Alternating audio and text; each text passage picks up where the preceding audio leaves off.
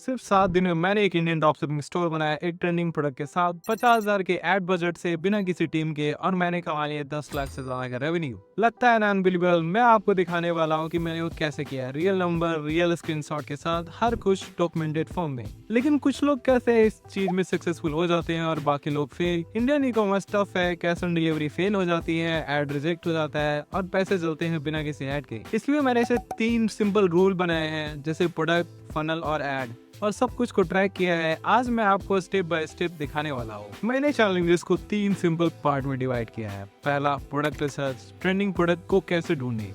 Second, store setup, जिसमें Shopify, Roposo cloud, easy sales, COD form, जिससे checkout को simple कैसे बनाए।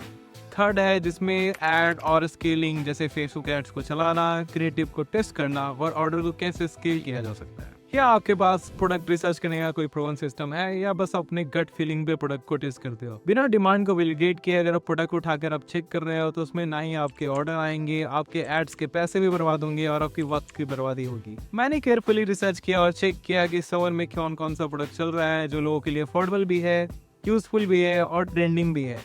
मैंने उसको क्रॉस वेरीफाई करने के लिए गूगल ट्रेंड्स, रोपोजो के सर्च ऑप्शन और फेसबुक एड लाइब्रेरी में भी चेक किया। तब मैंने इस चीजों को देखने के बाद डिसाइड किया कि अभी जो मार्केट में चल रहा है, जैसे एयर कूलर फैन, ये प्रोडक्ट सस्ता भी है और घर के लिए यूजफुल भी है, और जैसे भी पीक सीजन ऑफ समर चल रहा है, ये बहुत ज्यादा डिमांडिंग प्रोडक्ट है। ये प्रोडक्ट आपको 579 रुपीज में रोपोजो पे मिल रहा है, और जिसको मैं 1199 रुपए में सेल करने वाला हूँ। इसमें हमारा जो प्रॉफिट मार्जिन है वो भी बहुत हेल्दी है, जो कि 490 रुपीज पर ऑर्डर है। क्या आपका चेकआउट फ्लो बायर्स के लिए सिंपल है? इंडिया में लोग ऐड टू कार्ट तक जाते हैं पर कॉम्प्लिकेटेड चेकआउट के कारण ऑर्डर करना ही छोड़ देते हैं। इसलिए मैंने यूज किया रोपोजो क्लाउड, जो शॉपिफाई से डायरेक्टली कनेक्ट भी होता है बिना किसी शिपिंग एग्रीगेटर के झंझट के, और ईटी सेल्स, सीओडी फॉर्म भी लगाया है, जिससे बायर डायरेक्टली प्रोडक्ट पे से ही ऑर्डर कर पा रहे हैं, सिंपली और फास्ट भी। मैंने पहले दिन में फेसबुक एड्स पे जो स्पेंड किया वो था अराउंड $108, जिसमें मुझे मिले 173 ऑर्डर्स के आसपास। मतलब जो मेरी एवरेज सीपीपी थी वो अराउंड $0.62 के आसपास थी। इन इंडियन रुपीज बोले तो 52 रुपीज, जो कि इंडियन मार्केट के लिए बहुत ही अच्छा था। फिर डे 3 में मैंने जो स्पेंड किया वो था $108, जिसमें मुझे मिले 138 ऑर्डर्स। सीपीपी थोड़ी बढ़ गई थी, जो कि अराउंड हो गई थी 0.78 इन इंडियन रुपीज बोले तो 65 रुपीज के आसपास, क्योंकि ये सेम एड बहुत लोग चला रहे थे। इन डे 7 मैंने जो स्पेंड किया $197, जिसमें मुझे मिले 312 ऑर्डर्स के आसपास। जो मेरी सीपीपी वापस घट गई थी वो अराउंड आ गई $0.63 के आसपास। इन इंडियन रुपीज 53 रुपीज हो गई थी।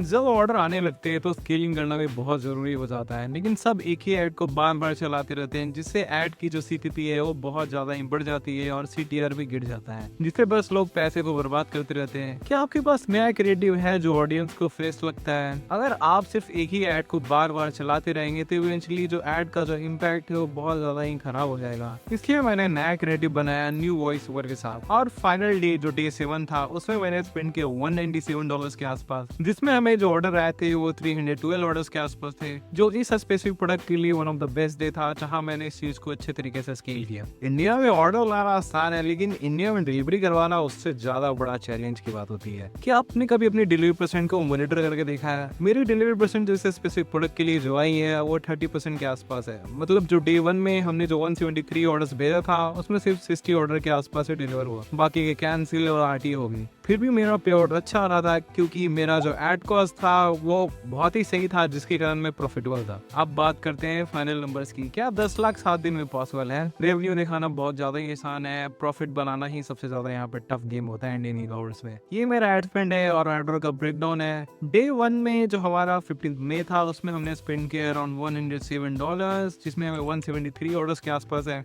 डे 3 में हमने स्पेंड किया $107.9, जिसमें हमें 138 ऑर्डर्स के आसपास है।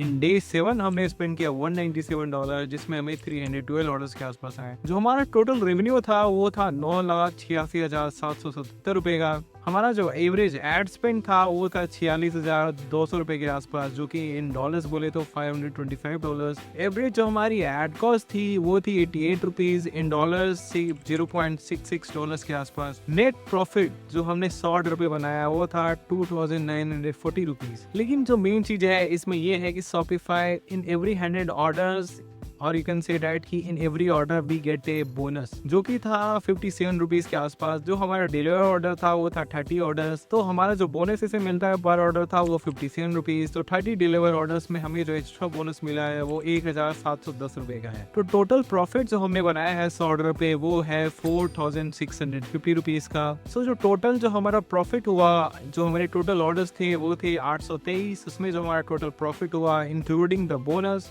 वो था 38,270 रुपीज़ का। तो हमारा जो ये कंप्लीट नेट प्रॉफिट हुआ वो वही हुआ 38,270 रुपीज़। अगर आप चाहते हैं कि मैं इस पे पूरा वीडियो बनाऊँ कि कैसे मैंने एड्स लगाया, प्रोडक्ट की रिसर्च की, आपको कोई ऐसा टूल बता दूँ जिससे आप कोई विनिंग प्रोडक्ट खोज लो, कैसे प्रोडक्ट की एड कॉपी बना लो एआई के थ्रू, तो मैं सब कुछ बताऊंगा। तो नीचे दिए गया मैंने एक लिंक डाला है, उसमें आप अपना बताओ कि आपकी एड्स की बजट क्या है। तो मैं उसमें टॉप 100 लोगों को एक्सेस दूंगा अपने एक स्पेसिफिक टूल का, जिसमें आप विनिंग प्रोडक्ट, फेसबुक की एड कॉपी, प्रोडक्ट कैसे खोजना है, सब कुछ आपको उसमें मिलेगा। तो नीचे कमेंट करके बताओ कि आपको और भी इस चीज़ के बारे में इंडियन ई कॉमर्स में और किस किस टॉपिक पे आपको वीडियोस चाहिए, तो उसके हिसाब से फिर मैं आगे वीडियोस बनाता रहूँगा।